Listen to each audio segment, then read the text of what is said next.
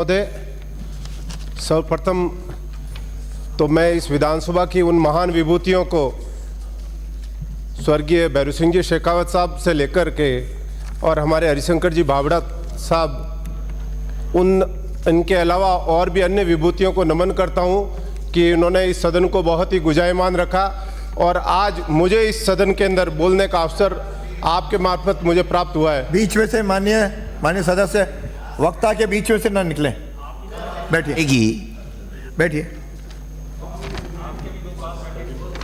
आप बोलिए आपने बोलना चाहिए। माननीय अध्यक्ष महोदय, आज इस महामहिम राज्यपाल महोदय के द्वारा 16वीं विधानसभा के प्रथम सत्र में अभिभाषण पर जो बोलने का मौका दिया है उसके लिए मैं आपका हृदय से आभारी हूं।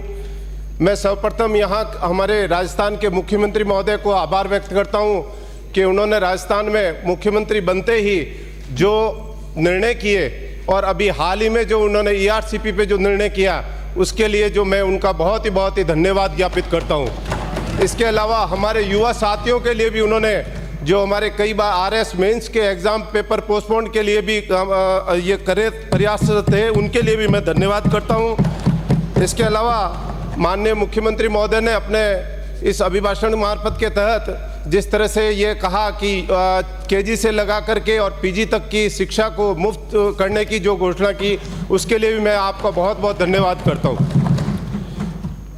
मान्यवर, बड़े दुख की बात है कि हमारे विपक्षी माननीय सदस्यगणों द्वारा बहुत लंबे विचार रखे गए, परंतु किसी भी माननीय विपक्षी सदस्य द्वारा पिछले 500 वर्षों से लंबित भगवान श्री राम के मंदिर से संबंधित विवाद को खत्म करने वाले हमारे देश के प्रधानमंत्री श्री नरेंद्र मोदी के नाम एक धन्यवाद प्रस्ताव की एक लाइन नहीं बोल पाए, बल्कि अपने उद्बोधन में कटाक्ष की भाषा का उपयोग किया। बड़े शर्म की बात है कि हम सभी अपने आप को भगवान राम के अनुयायी होने का नाम लेते हैं। जब भगवान राम को टेंट से निकालकर एक भव्य मंदिर में विराजमान किया है तो हमारे विपक्षी माननीय सदस्यों द्वारा ऐसी भाषा का प्रयोग करना शोभा नहीं देता।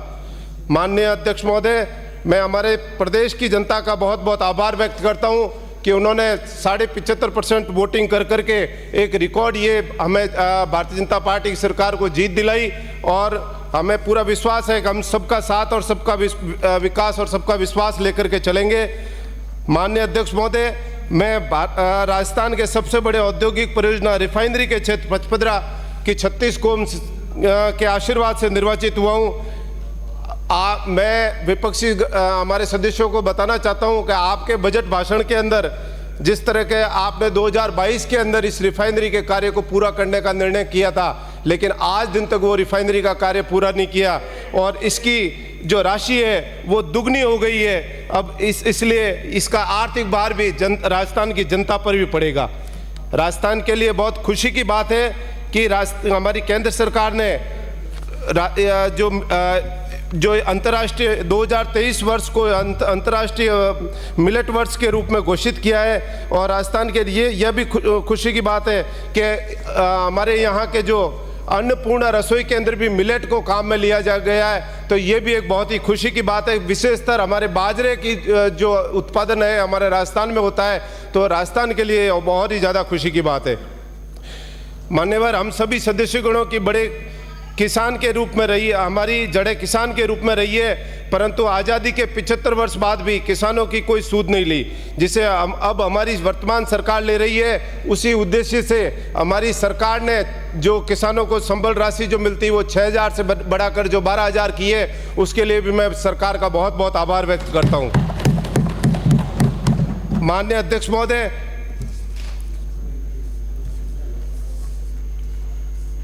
हमारे वसुंधरा जी सरकार द्वारा डिस्कॉम को 62,400 करोड़ का ऋण माफ किया गया था, परंतु विगत कांग्रेस सरकार द्वारा जो कुप्रबंध का नतीजा यह रहा कि 88,700 करोड़ अपने ये जो बाहर है ला दिया गया है। ये कहते हैं कि हम विकासशील हैं, तो विकासशील इनका कुप्रबंध देखिए जो बिजली के अंदर इन्होंने कैसी स्थिति की है।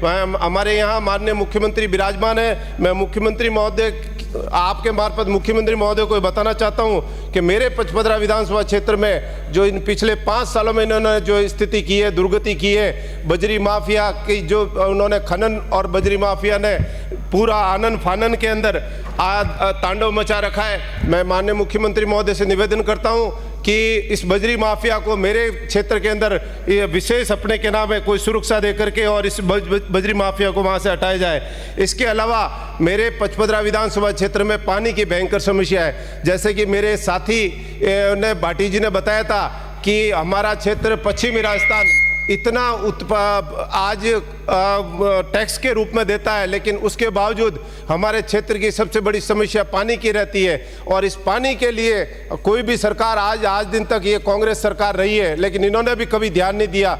मैं माननीय मुख्यमंत्री महोदय से निवेदन करता हूं कि हमारे पोखरण फलसून बालोतरा जो योजना है वो आए दिन 10-10 दिनों से पानी आता है, आए दिन वहाँ लीकेज हो जाता है, उसको ठीक कराने के लिए तुरंत निर्देश दिलावें। इसके अलावा जोधपुर से जो धवा कल्याणपुर परियोजना है उसको भी अपने के नाम है तुरंत प्रभाव से वहाँ के अधिकारियों कर्मचारियों को थोड़ा निर्देशित करावे कि वो पानी की समस्या दूर करावे।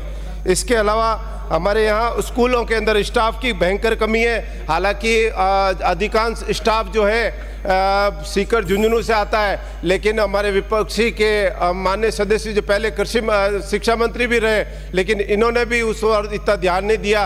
अपने यहाँ से जो इनके जो स्टाफ है अपने क्षेत्र में जाना चाहते थे उनको भी वहाँ लेके नहीं गए। इसके अलावा माननीय मंत्री महोदय, हमारे यहाँ प्रदूषण की एक भयंकर समस्या है। हमारे पाली से लगा करके और एक नहर इस तरह की नदी के साइड में इस तरह की एक नाला बनाया जाए जो प्रदूषण रहित अपने क्या नाम है हमारा बालोतरा हो सके। आज धन्यवाद। जय हिंद, जय भारत। श्री डूंगर राम गेदर।